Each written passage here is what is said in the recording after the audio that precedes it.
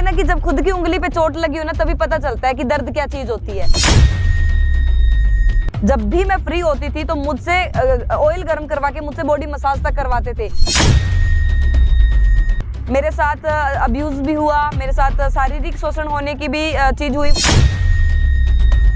कि जब 12-1 बजे सपने में ऐसे उठती थी जैसे मुझे मेरा गला दबा रहे हैं वो लोग। उन्होंने मुझे आते टाइम बोला कि अंजू तुम एक काम करना, आज ऑलरेडी मेरी चारपाई पे सो जाना। तो मैंने बोला लेकिन ऐसा क्यों? तो उन्होंने बोला कि रात को गेम खेलेंगे, लेकिन एक वादा कर, तुम इस जो भी गेम खेला जाएगा या जो भी मैं अभी बोल रहा हूँ तुम ये बारे में किसी को मत बताना। उससे क्या है ना, मैं एक मेंटली ट्रॉमा में चली गई। मंजिलें मिलती है उनको इरादों में जिनके जान होती है, पंखों से कुछ नहीं होता हौसलों से उड़ान होती है। जी हाँ, फतेहाबाद के नज़दीकी गांव दौलतपुर निवासी अंजू वर्मा ने हौसलों से ऐसी उड़ान भरी कि 10 लाख लोगों को उनके अधिकारों के प्रति सचेत कर चुकी है। आखिर ऐसा अंजू ने क्या सोचा कि समाज सेवा के प्रति समर्पित हो गई है? यही जानकारी देने के लिए आज स्वयं अंजू वर्मा हमारे साथ जुड़ी हुई है। आज हरियाणा की गूंज के कैमरे पर इनसे जानेंगे कि आखिरकार क्या उमंग इनके मन में उठी कि बुलंद उड़ान संस्था के माध्यम से 10 लाख लोगों को उनके अधिकारों के प्रति जागरूक कर चुकी है। अंजू जी, हरियाणा की गूंज में आपका स्वागत है। Thank you so much Haryana की गूंज का, जिन्होंने मुझे मौका दिया कि मैं अपनी जो दिल की बात है या जो बीता मैं बता सकूं आपके सामने। अंजू, 10 लाख लोगों को उनके अधिकारों के प्रति सचेत करना, क्या आपको स्वयं के अधिकार मालूम है? जैसे कि वो कहते हैं ना कि हरियाणा में एक कहावत है, बादाम खाने से उतनी अक्ल नहीं आती जितना ठोकरे और धोखे खाने से आती है। पता नहीं इतनी सारी चीज़ों का शायद नहीं पता होता, लेकिन थोड़ी थोड़ी जो जो चीज़ें मैंने महसूस की है कि मुझे वो चीज़ें गलत लग रही है, मेरे को अच्छा नहीं महसूस हो रहा, और जब मैंने चीज़ों के बारे में पढ़ा, सुना, लोगों से, बड़े बुजुर्गों से पता चला, पढ़े लिखे लोगों से कि ये चीज़ गलत है, कानूनी तौर पर गलत है, तो उसके लिए मैंने आवाज़ उठाना स्टार्ट किया। तो वही चीज़ है। और इसकी शुरुआत की यदि बात करूं, क्योंकि कहते हैं ना कि जब खुद की उंगली पे चोट लगी हो ना तभी पता चलता है कि दर्द क्या चीज होती है। और ये दर्द मैंने महसूस किया हुआ है 2012 में। उसके बाद ये चीजें जो है मेरे साथ में हुई और मैं लोगों के लिए भी आवाज उठा पाई। वो बात कुछ उस दिनों की थी जब मैं खुद 5वीं क्लास में पढ़ती थी और मेरे ही गाँव के गवर्नमेंट स्कूल में मेरी स्टडी कर रही थी मैं वहाँ पे। और आप लोगों को पता होगा कि जून में 1 महीने की छुट्टियां होती है बच्चों की, समर वेकेशन में। तो मेरी भी छुट्टियां हुई, मैं बहुत खुश थी कि मेरी छुट्टियां स्टार्ट हो गई है कल से। मैं घर आई तो मैंने देखा कि मेरे दूर के रिलेटिव्स की एक लेडी आई हुई है, और जैसे अपने परिवार में होता है कि कोई दिन दिन में मिलने के लिए आता है, तो उन्होंने मुझे पूछा कि तुम इतनी खुश क्यों हो? तो मैंने कहा कि छुट्टियां स्टार्ट हो गई है तो खुशी की यही मेरा कारण है। उन्होंने बोला कि एक काम करो, तुम छुट्टियां मनाने मेरे साथ क्यों नहीं चली जाती? तो मैं इतनी खुश हो गई क्योंकि आज से पहले कभी भी मेरे मम्मी पापा ही मुझे लेके जाते थे और शाम को वापस ले आते थे, उसके अलावा मुझे किसी और के थर्ड पर्सन के साथ कभी नहीं भेजा गया। तो मैंने पापा की तरफ देखा, पापा ने इशारा किया भी तुम जा सकती हो। तो मैं मेरी पहली एक चीज थी जो मुझे मौका मिला कि चल मैं जाती हूँ कहीं पे और 1 महीना मैं टाइम स्पेंड करने के लिए जाऊंगी। आप लोगों को भी पता है कि अपने संस्कार ऐसे होते हैं कि मेहमान को भगवान समझा जाता है और मेहमान की बहुत अच्छे से मेहमान नवाजी करते हैं। मैं तो छोटी बच्ची थी, मैं सोच रही थी कि मैं 30 दिन के लिए मेहमान बन के जाऊंगी, मुझे रोज भुजिया बिस्किट खाने को मिलेंगे। ये उस बचपने में मेरी सोच थी। मैंने फटाफट कपड़े पैक किए और मैं वहां पे पहुंची। लगभग शाम का समय हो चुका था जब मैं पहुंची वहां पे, तो मुझे लगा कि मेरी मेहमान नवाजी होगी। उस दिन लगभग रात हो चुकी थी, पानी मुझे उन्होंने पूछा था, मुझे लगा कि अभी रात हो गई है, दुकान वगैरह खुली नहीं है भुजिया बिस्किट के लिए, हो सकता है मेरी कल से मेहमान नवाजी शुरू हो। लेकिन अगले दिन आपको भी पता होगा कि अपने हरियाणा के गांव में उतना अलार्म लगा के नहीं उठते हैं, उतना मंदिर मस्जिद में जो अनाउंसमेंट बजती है उससे लोग उठते हैं। तो मुझे सुबह 5 बजे क्योंकि मुझे दूर के रिलेटिव्स में लेके गए हुए थे, तो जो उनकी बेटी थी वो मेरी बुआ लगती थी दूर के रिश्तेदारी में, उन्होंने मुझे 5 बजे उठा दिया। मैंने बोला कि क्यों उठाया गया 5 बजे? उन्होंने बोला कि जाओ चाय बना लो। तो मैंने बोला मुझे चाय बनाना नहीं आता। उन्होंने बोला कोई बात नहीं, आज तुम्हारा सीखने का दिन है। तो मैंने सोचा कि शायद इनके कोई रिवाज होती होगी कि जब भी कहीं कोई पहला पर्सन आता है तो उसको थोड़ा बहुत करना होता होगा, रिवाज होती होगी। तो मैंने बोला ठीक है, मुझे सिखा दीजिए। सुबह 5 बजे के लेके चाय बनाने से लेके बीच में ब्रेक को छोड़ के रात को 10:30 बजे के झूठे बर्तन तक धोना मुझे सिखाया जा रहा था। वो मतलब मुझे समझ नहीं आ रहा था कि मेरे साथ हो क्या रहा है। मुझे उन्होंने पूछा सोने से पहले कि तुम सीख गई हो क्या सब। तो मैंने सुना था कि बूढ़े बुजुर्ग कहते हैं, पढ़े लिखे सियाने कहते हैं कि सोच समझ के बोलना चाहिए। तो मैंने सोचा कि यदि मैं ये कहूंगी कि मैं सब सीख गई हूँ तो हो सकता है कि कल ना सिखाया जाए और मेरी खेलने कूदने का, मेरा मस्ती का दिन कल से स्टार्ट हो जाए, मेरा मेहमान नवाजी का। मैंने बोला कि मैं सब सीख गई हूँ, एक प्यारी सी स्माइल की, और मैं सो गई खाना वगैरह खा के। अगले दिन सुबह 5 बजे फिर से उठा दिया गया और बोला कि जाओ चाय बना लो। और मतलब दुख की बात ये थी कि अगले दिन मैं ये नहीं कह सकती थी कि मुझे चाय बनाना नहीं आता है। दिन बीतते गए। पहले दिन तो उन्होंने मुझे खुद बता के करवाया, भी ये करना है, ऐसे करना है।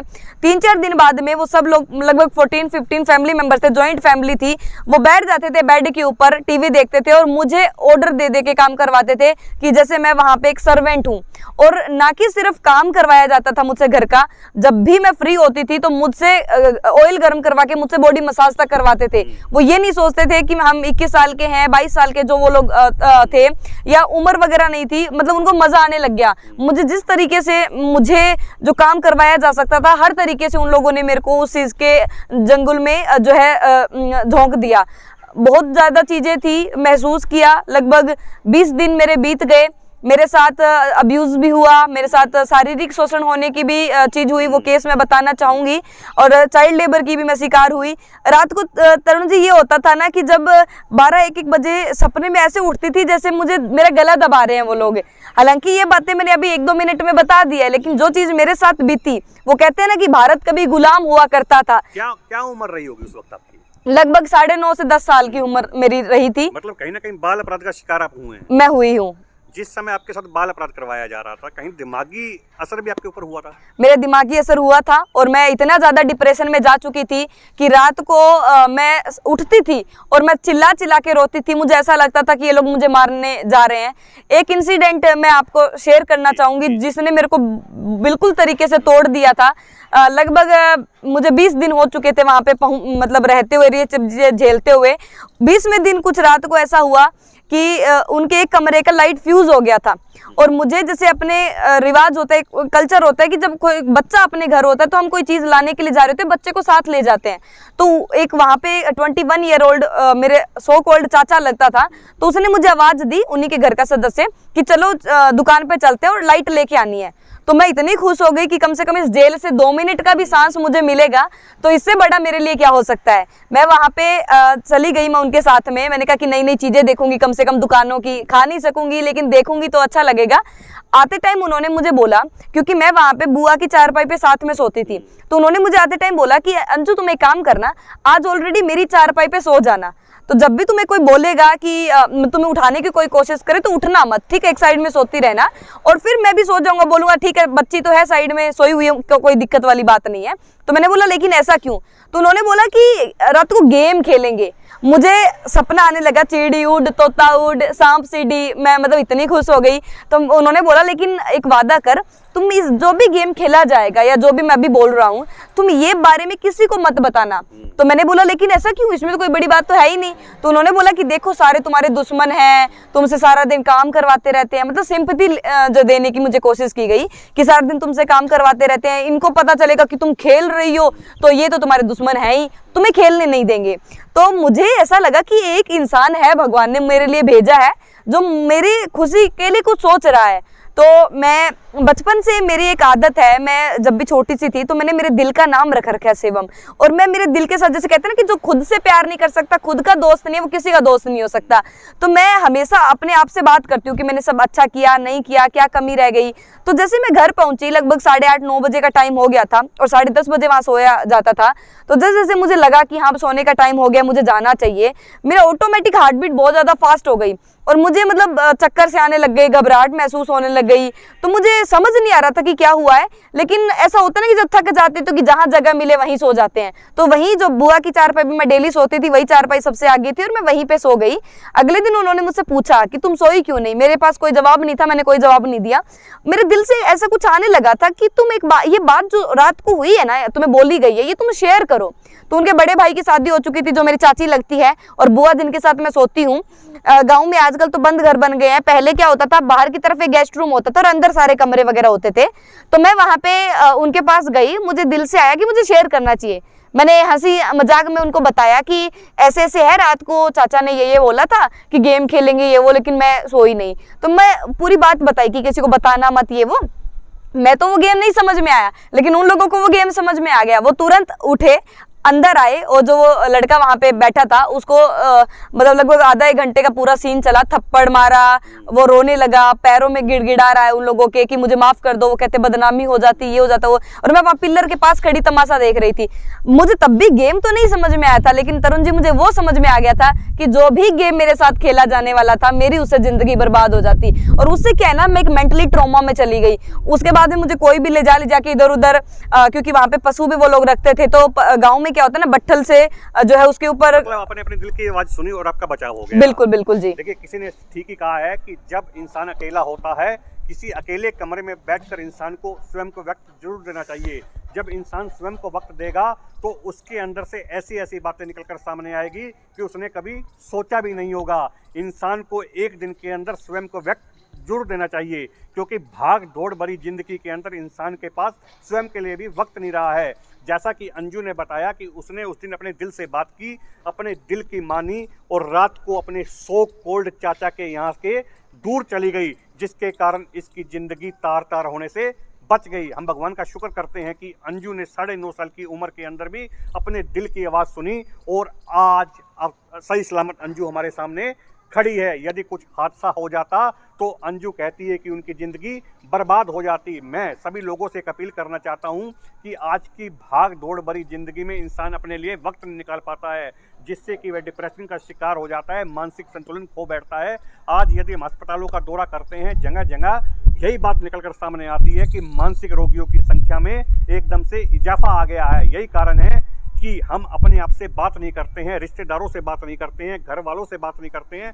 यदि मैं साफ शब्दों में कहूं कि हमारे पास एक दूसरे के लिए वक्त नहीं रहा है, तो कोई अतिशयोक्ति नहीं होगी। हमें एक दूसरे से बातचीत करनी चाहिए, अपने दिल की बात है। एक व्यक्ति जिंदगी में जरूर हमारे पास ऐसा होना चाहिए जिससे कि हम दुख सुख की बात कर सकें। यदि जिस दिन अपने दिल की बात सुनना हम जारी कर देंगे, उस दिन हम अंजू की तरह किसी बड़े हादसे का शिकार होने से बच जाएंगे। अंजू, आपने संस्था बनाई, लगभग 11 सालों से आपकी संस्था चल रही है, बड़े अच्छे आपने काम किए। मेरे पास जो जानकारी है, लगभग 10 लाख लोगों को उनके अधिकारों के प्रति आप सचेत कर चुकी हैं। 3000 से अधिक बच्चों को आप शिक्षा के लिए प्रेरित कर चुकी है। आप ग्रामीण अंचल से आती है, ग्रामीण अंचल में आप पले बड़े। ग्रामीण अंचल में आमतौर पर माना जाता है कि लड़की की 18-19 साल की उम्र में शादी कर देते हैं। कभी घर वाले कहते ही नहीं है कि अंजू शादी करवाइए, अपने घर जाइए, वहाँ जाकर समाज सेवा कीजिए? कभी बोलते ही नहीं है ऐसा? तरुण जी, स्टार्टिंग के 2 साल में जब मैंने लोगों के लिए काम करना शुरू किया ना, मेरे गांव के अंदर ही लड़कियों के लिए समझाने के लिए जाती थी, तो 2 साल तक मेरे पापा और को नहीं पता था कि बेटी क्या कर रही है। मैं बोल के जाती थी बहाना बना के कि मैं ग्रुप स्टडी करने के लिए जा रही हूँ, लेकिन हालांकि मैं समझाने जा रही होती थी। मेरे घर वालों को जब पता चला था, तो मेरे पापा के साथ में 1500 लोगों और लोगों को पता चला था। टेडेक्स स्पीकर के लिए पुणे से मुझे ऑफर आया था, और मैंने पापा को ये बोला था कि पापा, मैं स्कूल में इंटेलिजेंट लड़की हूँ, मॉनिटर होने के नाते मेरा सिलेक्शन हुआ है, और वहाँ जाके मुझे कुछ टेबल्स वगैरह सुनानी है। मेरे पापा मेरे साथ वहाँ पे गए थे, फ्लाइट की टिकट्स वगैरह बुक की थी। मेरा 9-10 मिनट का जो इंटरव्यू था, मेरा जो जर्नी मैंने टेड टॉक पे बताई, मेरे फादर भी नीचे बैठे हुए थे चेयर पे, और जैसे ही मेरी जर्नी खत्म हुई तो सब लोग अचानक खड़े हो गए। मेरे रोंगटे खड़े हो गए। मुझे लगा कि मेरे पापा ने इनके कान भर दिए हैं, उनको पसंद बिल्कुल नहीं आया है कि ये नहीं बताया चीजें हम लोगों को, और अब मेरी पिटाई होने वाली है। लेकिन थोड़ी देर बाद में मैं नीचे स्टेज से उतर गई थी। उन्होंने मुझे, जो ऑर्गेनाइजर था, वो मुझे फिर से स्टेज पे लेके गया, क्योंकि उसके बाद मैंने देखा कि उन सब लोगों ने तालियां बजानी शुरू कर दी थी। तो उसके अंदर मेरे फादर भी खड़े होकर तालियां बजा रहे थे।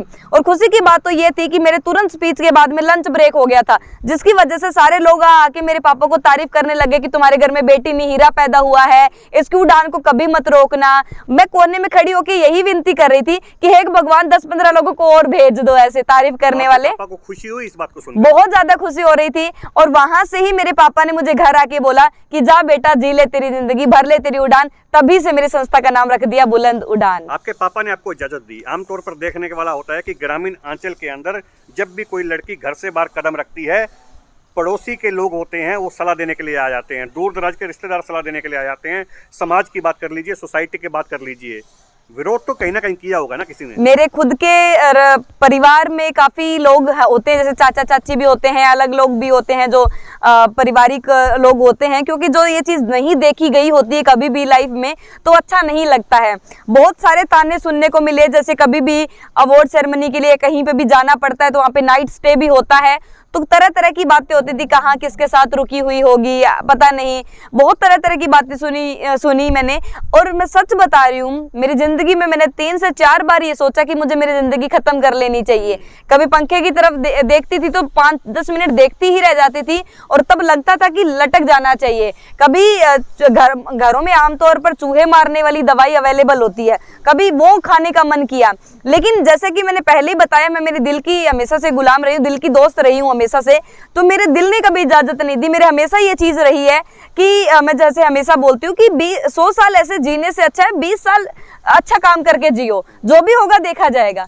तो वही चीजें, विरोध तो हर जगह से हुआ था, गांव वालों से भी विरोध हुआ था, हर तरीके से विरोध हुआ था, लेकिन मैं डटी रही, मैं आगे चलती रही, सब लोगों के साथ नमस्ते करते हुए चलती रही, कभी किसी के साथ विरोध नहीं किया, कभी कोई आर्ग्यूमेंट नहीं किया। और आज वही मेरे परिवार, मेरे रिश्तेदार गर्व से कहते कि हमारी बेटी हमारी भांजी है। बहुत अच्छी बात अंजू ने कही है कि उदासी के 100 साल जीने से अच्छा है कि खुशी के 20 साल जी लिए जाए। अंजू, यदि मैं बात करूं समाज सेवा की, क्या क्या मुख्य समाज सेवाएं आपकी संस्था करती है? हमारी संस्था है जो बच्चों और महिलाओं के कल्याण के लिए कार्य करती है। उनमें चाहे बाल मजदूरी हो, बाल विवाह हो, या सेक्सुअल हरासमेंट की बात करें, या बच्चों के एजुकेशन की बात करें, या महिलाओं के लिए डोमेस्टिक वायलेंस के अगेंस्ट हम काम करते हैं, या फिर फीमेल फिटिसाइड की बात कर लो। ज़्यादातर डोमेस्टिक वायलेंस के केसेस सामने आते हैं। और विमेन एम्पावरमेंट में एक होता है कि रोजगार के लिए, लेडीज़ के लिए हम क्या कर सकते हैं, तो उसके लिए जो है सारी चीज़ों के ऊपर हमारा मेनली फोकस रहता है। डोमेस्टिक वायलेंस की बात आपने की, डोमेस्टिक वायलेंस की बात करूं मैं तो ग्रामीण अंचल की बात छोड़ दीजिए, शहरी अंचल की बात कर लीजिए। आजकल हर तीसरे घर की बात करूं तो महिलाओं से मारपीट की जाती है, महिलाओं को प्रताड़ित किया जाता है। आपके पास ऐसी महिलाएं आती है प्रताड़ित होकर? हमारे पास आती हैं, बहुत सारी लेडीज आती हैं जिनके खून लगे हुए होते हैं, शरीर पे कपड़े फटे हुए होते हैं, देखकर दंग रह जाती हूँ। लगभग महीने में 3-4 केस आते रहते हैं गांव के आसपास के इलाकों के। वो तो ज़्यादातर एक चीज़ जो मैंने देखने को तरुण जी मैंने देखा है और महसूस किया है कि किस कमी की वजह से ये चीज़ हो रही है। एक तो मैं दहेज का विरोध तो करती हूँ, बट मैं राइट टू प्रॉपर्टी का समर्थन करती हूँ कि महिलाओं को, जो लड़कियां हैं, पिता को उसको राइट टू प्रॉपर्टी का हक देना चाहिए, क्योंकि यदि उसके पास प्रॉपर्टी होगी, चाहे वो ठेके पे जमीन दे, चाहे वो कुछ भी करे, तो कम से कम उसके पास एक सिक्योरिटी होगी और एक उसके पति को भी ये रहेगा कि मैं इसको छोड़ दूंगा तो इसके पास कुछ है करने खाने के लिए। क्योंकि मोस्टली जो दबाव बनाया जाता है वो यही दबाव बनाया जाता है, और लड़कियां इसीलिए सहती है कि ये मुझे छोड़ देगा तो मैं क्या करूंगी। तो राइट टू प्रॉपर्टी के हक के लिए हम हमेशा रहते हैं। और ज्यादातर एक चीज मैंने तरुण जी देखी है कि जो अपने पैरों पर लेडीज खड़ी हुई है वो इन चीजों से बहुत दूर है, मतलब बहुत कम परसेंटेज के ऐसे चांसेस हैं जिनकी वजह से वो लोग जो है जूझ रही हैं। अदरवाइज उनके पास बहुत सारे ऑप्शंस होते हैं कि वो वहां से निकल सके। लेकिन जो महिलाएं घर में है, काम नहीं कर रही हैं, बाहर का जो रोजगार नहीं ले पा रही हैं, वो ज्यादा इस चीज को है जो सहन करना पड़ता है उन लोगों को। आपको लगता नहीं अंजू जी, आपने जैसे पूरा विदेश की बात करूं, मैं देश की बात छोड़ दीजिए, विदेशों में भी आपने है टूर अपने हैं लगाए हैं, लगता नहीं है जो महिलाओं के अधिकार है उनके प्रति कुछ महिलाएं मिसयूज भी उस कानून का करने लगी है? आपकी बात से मैं बिल्कुल सहमत हूँ, मैं इसका विरोध नहीं करूंगी। बहुत बार ये क्यों होता है मैं उसके पीछे की भी रीजन बताऊंगी आपको। कुछ केसेस है, जैसे दहेज प्रथा का केस है जिसके अंदर 7 साल शादी तक के बहुत कड़े कानून हैं, 10 साल तक की सजा हो सकती है, बहुत बड़े जुर्माने भी हैं। लेकिन उसी को चलते हम दूसरे केसेस की बात करें तो उनमें बहुत ज्यादा प्रावधान है नहीं, मतलब बहुत ज्यादा बड़ी सजा है नहीं, तो बहुत ज्यादा मारपीट होता है, डोमेस्टिक वायलेंस का यदि वो शिकार हो जाती है, इतना ज्यादा प्रताड़ित किए जाते हैं, तो मोस्टली जो छोटे मोटे केसेस है उनको रफा दफा करवा दिया जाता है। तो इसीलिए महिलाएं क्या करती है, उस केस को थोड़ा बड़ा करने के लिए, ताकि जो मेरे साथ प्रताड़ित मैं हुई हूं उसका जो करने के लिए वो दहेज प्रथा का ज्यादातर जो है यूज कर लेती है उस केसेस का। तो ये भी देखने को मिला है। मुझे नहीं पता कि ये सही है या गलत है, लेकिन जो उनके साथ हो रहा होता है, कहते हैं ना कि जब सीधी उंगली से घी ना निकले तो टेढ़ा करना पड़ता है, ये कहावत हमेशा से सुनते आ रहे हैं और लेडीज भी सुनती आ रही है। तो जब उनको हक नहीं मिलता है तो उनको जो है थोड़ा बहुत इधर उधर से चीजें जो है अपने हक में लानी पड़ती है। और मोस्टली जो चीजें हो रही होती है वो बहुत प्रताड़ित, मैंने खुद पर्सनली सामने से देखा है, तो बिल्कुल भी अच्छा महसूस नहीं होता है। मेरी नजर में एक नहीं सैकड़ों मामले ऐसे हैं जिसके अंदर महिला स्वयं ससुराल में पहुंचती है, उनको प्रताड़ित करती है, पुलिस स्टेशन पहुंच जाती है, मामला दर्ज करवा देती है, इज्जतदार परिवार होता है, अपने आप को है बेइज्जती महसूस करता है, मानहानि समाज में महसूस करता है, इसके चलते मानसिक शिकार हो जाता है। लेकिन महिला तो महिला है, लगता नहीं है कि महिलाओं के प्रति भी कोई कानून ऐसा बनना चाहिए कि जिससे कि महिलाएं के प्रति जो कानून बने हुए हैं, जो अधिकार बने हुए हैं, उसका गलत प्रयोग ना कर सके। बहुत सारी चीज़ें हैं तरुण जी, इसके अंदर एक्सेप्शनल केस हमेशा रहते हैं हर जगह से। बहुत ज़्यादा प्योरिटी चीज़ों की हो नहीं पाती है क्योंकि लिमिटेड रिसोर्सेज होते हैं, लिमिटेड एनर्जी होती है और पुलिस कर्मचारी भी बहुत लिमिटेड होते हैं, इतने सारे लोगों को देखना होता है उस चीज़ के लिए। तो जैसे कि आपने एक बात बताई, उसके लिए एक और चीज़ भी रहती है। हमारे यहाँ समाज के अंदर क्या होता है ना कि आपने एक देखा होगा, हम लोग ना लड़कियों को आज़ादी नहीं देते हैं, उनको एक 4 दीवारी के कमरे के अंदर बंद रखने की कोशिश करते हैं। सपने उसके भी होते हैं, मोबाइल फोन वो भी यूज करती है, तरह तरह की चीजें वो भी सोच रही होती है और उसको लगता है कि जब भी मुझे मौका मिल गया मैं तुरंत अपने सारे काम कर लूंगी, अब मर्जी चाहे वो किसी भी तरीके से हो, XYZ। और आपने देखा होगा कि जब भी एक पानी नल से पानी आ रहा होता है, हम उसको दबा के रख लेते हैं और एकदम उसको छोड़ते हैं तो बहुत ही ज्यादा तेज भाव से बाहर निकलता है। तो वैसे ही लड़कियों के साथ में होता है, जब उनको स्टार्टिंग में हम उनके साथ जैसे टाइम स्पेंड नहीं करते, पेरेंट्स उनको नहीं समझाते, उनके अच्छे दोस्त नहीं बन पाते हैं, चीजें नहीं समझा पाते हैं अच्छे तरीके से, तो जब एक बार अचानक शादी के बाद की बात करें या फिर जब एजुकेशन के तौर पर वो बाहर अचानक चली जाती है, सारा दिन घर के अंदर रही और अचानक उसको बाहर दिल्ली या चंडीगढ़ गुड़गांव पढ़ाने के लिए दे दिया गया, तो वो बौखला जाती है। इतनी आजादी एक साथ हावी हो जाती है उसके ऊपर और वो समझ ही नहीं पाती कि इसका मैं यूज कैसे करूं। तो जैसे कि पानी का बहाव अचानक तेजी से बाहर निकलने की कोशिश करता है, वैसे एक लड़की अपनी सारी चीजों को अचानक करने की, तेजी से भागने की कोशिश करती है उस आजादी के अंदर और उस तेजी के भाव में इमोशनली संतुलन खो बैठती है। उसको समझ ही नहीं आ पाता कि मुझे इस रास्ते जाना चाहिए था या उस रास्ते जाना चाहिए था। अचानक से मिली आजादी से बौखलाई महिलाओं का साथ अंजू देती है। बिल्कुल, हम उनको समझाने का काम करते हैं, उनके साथ काउंसलिंग करते हैं, उनको जिस तरीके से ये एक अलग रास्ता है। कोई आजादी से बौखला जाती है महिला, ससुराल चली जाती है, महिला ही जाके उनको परेशान करती है और महिला ही जाके उनके खिलाफ मुकदमा दर्ज करवा देती है, आपके संज्ञान में मामला आ जाता है। मदद ससुराल वालों की करेंगे या महिला की करेंगे? बहुत सारे केसेस हमारे पास आए हैं। मैं पहले कुछ टाइम पहले से मैं एक लॉयर टाइप से केसेस को देखती थी, लॉयर बन के सिर्फ महिला के ही दुख दर्द देखती थी, लेकिन अभी कुछ सालों से क्या है ना, एज अ जज बनकर दोनों मामलों को देखती हूँ, दोनों लोगों को सामने बैठाती हूँ और उसके बाद में, क्योंकि जब दोनों पक्ष एक सामने आ जाते हैं तो बहुत सारी चीजें हमें सामने आती है। अब लोग जो मुझे पहले अपनी कहानियां बता रहे होते हैं ना, तो मैं उनको एक अलग नजरिए से देख रही होती हूँ कि ये सब गलत बोल रहे हैं, उस नजर से सोचकर चलती हूँ। जब दोनों सामने पक्ष बैठ रहे होते हैं तभी चीजें सामने निकल कर आती है और उनसे, क्योंकि अभी इतना ज्यादा लगभग एक्सपीरियंस चीजों का हो चुका है, तो एक्सप्रेशन से बंदे का पता चल जाता है कि कौन सी साइड में गड़बड़ हुई है और कौन सी साइड में नहीं। जहां आदमी की गलती होती है वहां आदमी को भी सजा मिलती है, जहां औरत की गलती मिलती है तो उनसे भी माफी मंगवाई जाती है और लिखवाया जाता है। बहुत सारे केसेस में हमने महिला के ऊपर भी लिखा है, शपथ लिखी है कि आपकी गलती इसमें पाई गई है और अगर आपने आगे से इन चीजों को नहीं सुधारा तो आपके ऊपर भी सख्त कार्रवाई की जा सकती है। अंजू, लगभग शिक्षा की बात करें, आपकी बुलंद उड़ान संस्था है, जरूरतमंद बच्चों की शिक्षा को लेकर काफी गंभीर रहता है।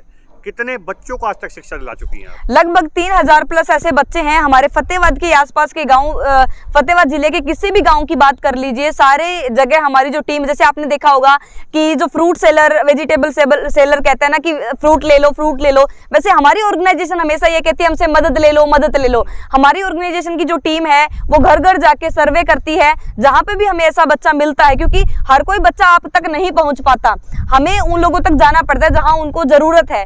तो हम लोग जाते हैं, जब हम सर्वे करते हैं तो हम फाइंड आउट करते हैं और स्कूल के साथ भी हम टाई अप में रहते हैं, तो वो भी बता देते हैं कितने बच्चे ड्रॉप आउट हो रहे हैं। शिक्षा का खर्च कौन उठाता है? शिक्षा की खर्च की बात करें तो लगभग 8वीं तक तो स्कूली शिक्षा फ्री है। 8वीं के बाद में बात करें तो बहुत ज्यादा खर्चा आता नहीं है। मेनली तौर पर बात करें तो उनके स्कूल की फीस भी शायद 300 रुपए समथिंग लगती होगी, तो इतना ज्यादा आता नहीं है, लेकिन फिर भी हमसे जितना हो सकता है, चाहे उसके नोटबुक का हो, चाहे कोई और चीजों का खर्चा है, वो भी हम लोग देखते हैं। अभी हमारा नया भी मुहिम हमने 2-3 चीजें जैसे चला रखी है शिक्षा को लेके एक हमने जो झुग्गी झोंपड़ियों में स्लम रह रहे हैं वहां पे हमने एक टाइटल दिया है मुहिम का, घबराओ नहीं हम तुम्हारे साथ हैं। और इस मुहिम के तहत हम क्या करते हैं, पहले उनके डॉक्यूमेंटेशन जो पूरे नहीं है, आयुष्मान कार्ड नहीं बने हुए, उनके आधार कार्ड नहीं बने हुए, मान लो जिनकी एज 60 अबव हो चुकी है, उनका बुढ़ापा पेंशन नहीं बनी हुई, तो हम उनकी जो है चीजें प्रोवाइड करवाते हैं। फिर उन बच्चों को जितना हमसे पॉसिबल हो सके हम उनको एजुकेशन दिलवाते हैं। बहुत सारे बच्चे होते हैं जो यूपी बिहार के होते हैं, वो 2 महीने यहाँ रहते हैं, 2 महीने कहीं और। उन बच्चों को पढ़ाने के लिए भी हमने रोड पे बोर्ड वगैरह लगा के पढ़ाना स्टार्ट किया था, लेकिन वो इतना ज्यादा सक्सेस नहीं हो पाए क्योंकि वो 2 महीने यहाँ रहते हैं फिर ट्रांसफर हो जाते हैं, और जब 2 महीने के बाद में आते हैं तो वो सारा जो है चीजें हैं भूल चुके होते हैं। तो बहुत सारी चीजें हैं जिनके ऊपर साइड बाय साइड चीजें चल रही है एजुकेशन को लेकर भी। खर्चा तो आपकी संस्था बहुत कर रही है, कहाँ से पैसा आ रहा है?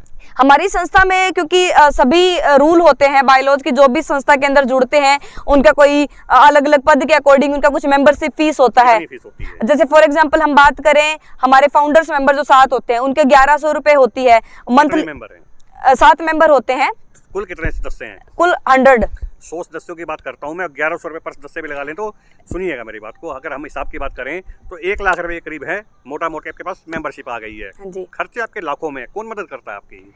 हमारे साथ जितने भी टीम मेंबर्स हैं तरुण जी, सब लोग, फॉर एग्जांपल मैं भी हूँ, मान लो मेरा भी आर्थिक स्थिति इतनी ज़्यादा अच्छी नहीं है, मेरे पापा ट्रक ड्राइवर है, मम्मी हाउसवाइफ है, ब्रदर छोटा है, कमाने वाला कोई ऐसा है नहीं पर्सन, लेकिन जो भी पॉकेट मनी मिलती है चाहे 10-20 है, जितना भी हमसे हो सकता है हम उस चीज़ को वहाँ पे इन्वेस्ट करने की कोशिश करते हैं। और दूसरी बात हमारा ये फोकस रहता है कि कम से कम में ज़्यादा से ज़्यादा फायदा दे सके हम लोग, तो हम लोग उन चीज़ों के ऊपर पूरा काम करते हैं। और जो हमारी टीम जुड़ी होती है, मेंबरशिप फीस तो एक अलग मुद्दा हो जाता है, लेकिन लोग जो हैं अपने पर्सनल इंटरेस्ट के तौर पर भी कुछ कंट्रीब्यूट करते रहते हैं टाइम टू टाइम। जैसे हमारे अलग अलग मिशन चलते हैं, हम लोगों ने राशन डिस्ट्रीब्यूट, जैसे फॉर एग्जांपल राशन डिस्ट्रीब्यूट किया तो हम लोगों ने पहले 100 200 रुपए इकट्ठे करके लगभग 5 से 10 हजार रुपए का हमने राशन डिस्ट्रीब्यूट करवाया। लेकिन उसी चीज से और ऑर्गेनाइजेशन जो है देखकर हम लोगों को CII फाउंडेशन ने 10 लाख का राशन सिर्फ 2 दिन के अंदर प्रोवाइड करवा दिया। तो ऐसे बहुत सारे लोग हैं जो हम लोगों को हमारे काम को देखकर हमें नोटबुक, पेन, बहुत सारी चीजें दे के जाते हैं। कुछ स्कूल हैं वो हमें बोर्ड्स वगैरह दे के जाते हैं, बोर्ड, मार्कर हो गया, कुछ और चीजें होंगी, वो कहते हैं कि कभी भी किसी भी चीज की जरूरत हो बच्चों के लिए तो हम लोग अवेलेबल हैं आपके पास में। लगभग 10 सालों से समाज सेवा के क्षेत्र में अग्रणी कार्य कर रही हैं, संस्थाओं के द्वारा, सरकारों के द्वारा सम्मान भी दिया गया आपको? हाँ जी, बहुत बार दिया गया है। सबसे पहले मेरा selection Ashoka youth venture Bangalore में हुआ था 2014 की बात करें तो। उसके बाद में मैं यूनाइटेड नेशन से UNV अवार्ड मुझे मिल चुका है यूथ मिनिस्ट्री से 2018 के दिसंबर में। उसके बाद में मुझे आई वॉलंटियर अवार्ड दिल्ली के अंदर मिल चुका है। उसके बाद मुझे Hindu business line young change maker award हमारे जो डॉक्टर मनमोहन सिंह, हमारे माननीय प्रधानमंत्री जी हैं, उनसे मिल चुका है। उसके अलावा श्री सत्य साई अवार्ड 2019 के अंदर मुझे जो हमारे बिरला ग्रुप है, राजेश्री बिरला मैम से मिल चुका है, जिसमें गोल्ड मेडल और 5 लाख रुपए मेरे को इनाम मिले थे। उसके अलावा यूथ आइकॉन अवार्ड मुझे पटना में मिल चुका है। एंड उसके अलावा बात करूं, उद्विकास अवार्ड मुझे बेंगलोर में मिल चुका है। और उसके अलावा यंग चेंज मेकर अवार्ड मुझे स्मृति ईरानी मैम से मिल चुका है। एंड उसके अलावा यदि मैं बात करूं, सभी महान हस्तियों से आप सम्मानित हो चुकी हैं, कैसा महसूस होता है? बहुत अच्छा महसूस होता है। वो कहते हैं ना कि जैसे हम लोग किसी भी जगह जाते हैं तो रोड पे बोर्ड्स लगे होते हैं कि ये इतना किलोमीटर रह गया, इतना किलोमीटर हो गया। जैसे रोड्स के लिए बोर्ड्स जरूरी होते हैं, वैसे समाज में अच्छा कार्य करने वालों के लिए अवार्ड्स जरूरी होते हैं। वो आपको एक प्रेरणा देते हैं। वो एक शील्ड 200-250 की शील्ड मैटर नहीं करती, बट एक वो एक शाबाशी जब आपके कंधे पे लगती है, उससे आपको ये प्योरिटी श्योरिटी हो जाती है कि आप जिस लाइन पे चल रहे हो वो एक अच्छा लाइन है, तो उससे और मोटिवेशन मिलती है, नेक्स्ट डे और उत्साह के साथ काम हो पाता है। देश प्रदेश के लोग आज आपको देख रहे हैं, क्या अपील करना चाह रही हैं? मैं सभी से यही कहना चाहूंगी कि आप लोग अपने इलाके में रहते हैं, अपने लिए दुनिया जीती है। आप अपने इलाके में रहते हैं, बहुत सारे ऐसे बच्चे होते हैं जिन्होंने आपका बच्चा जब जा रहा होता है बैग लेके, वैन में चढ़ रहा होता है, वो बच्चे इस तरीके से देख रहे होते हैं कि काश क्या हमारे हाथ में भी कभी नोटबुक पेन आएगा। ज्यादा नहीं, सिर्फ एक बच्चे को गोद लीजिए, ऐसे बच्चे की एजुकेशन को गोद लीजिए, ज्यादा खर्चा नहीं आता है। वो बच्चा कभी बड़ा होगा, उससे देखकर 10 बच्चे और ट्राई करेंगे। और जितने भी बच्चे हैं, जितनी भी महिलाएं हैं, आदमी हैं जो अपनी लड़कियों को प्रायोरिटी नहीं देते पढ़ने के लिए, दहेज में आप 10 लाख, लाखों, करोड़ों रुपए दहेज में दे देते हो। दहेज ना देकर उतना पैसा, उससे 5 गुना कम पैसा भी आप यदि उस लड़की के एजुकेशन के ऊपर लगा देंगे तो वो लड़की एक नहीं 2-2 कुलों को संभालेगी। अपने लिए तो सभी जीते हैं, मजा जब ही आएगा जब दूसरों के लिए जीकर देखेंगे। जी हाँ, आप बुलंद उड़ान संस्था की अध्यक्ष व फतेहाबाद की प्रमुख समाज सेविका अंजू को सुन रहे थे। अंजू ने साफ तौर पर बताया है कि 9 साल की उम्र के अंदर पारिवारिक लोगों ने ऐसा सदमा उसे दिया कि उसने एक संस्था बनाने की सोची, जिससे कि वह महिलाओं को उसके अधिकारों के प्रति सचेत कर सके। बस अंजू की इसी जुनून और इसी सोच ने बुलंद उड़ान संस्था का निर्माण किया, जिसकी बदौलत अंजू ने देश विदेश के अंदर 10 लाख से अधिक महिलाओं और लोगों को उनके अधिकारों के प्रति सचेत किया है। वहीं अंजू ने बताया है कि पिछले 10 सालों के अंदर उन्हें देश के विभिन्न हस्तियों के द्वारा सम्मानित भी किया गया है। चाहे भूतपूर्व प्रधानमंत्री मनमोहन सिंह की बात कर लीजिए, वर्तमान के अंदर केंद्रीय मंत्री स्मृति ईरानी की बात कर लीजिए, बिरला की बात कर लीजिए, देश विदेशों की बात करूं तो दुबई के अंदर विशेष समारोह बुलाकर है अंजू को सम्मान दिया गया था। हमने इनसे एक कड़वा सवाल लिया था कि महिलाओं के अधिकारों के प्रति ये बातचीत तो कर रही है, लेकिन कुछ महिलाएं ऐसी भी समाज में होती है, अभिशाप होती है, जो अपने अधिकारों का गलत प्रयोग करती है, जिसके बारे में अंजू ने बेखौफ बोलते हुए कहा है कि ऐसी महिलाओं का वह बहिष्कार करने में भी चूकती नहीं है। जब उनके पास पंचायत आती है तो जिसे पहले वह वकील के नज़रिए से देखती थी, आजकल वह जज के नज़रिए से देखती है और 1 सेकंड के अंदर परख लेती है कि महिला गलत है या सही है। गलत पाए जाने वाली महिला से एक शपथ पत्र लिया जाता है कि आप आइंदा अपने अधिकारों का गलत प्रयोग कतई नहीं करेगी। वहीं देश प्रदेश के समाज सेवियों से अपील करते हुए इन्होंने साफ तौर पर कहा है कि दहेज एक अभिशाप है, लेकिन पिता को प्रॉपर्टी के अंदर अपनी बेटी को हिस्सा हमेशा मानना चाहिए। यदि अंजू की इतनी सी बात सुनकर कोई भी एक व्यक्ति अपनी सोच बदलेगा तो हमें ये लगेगा कि अंजू से साक्षात्कार करना सफल हो गया है। कैमरामैन मोनू जांगड़ा के साथ तरुण गोयल, फतेहाबाद, हरियाणा की गूंज।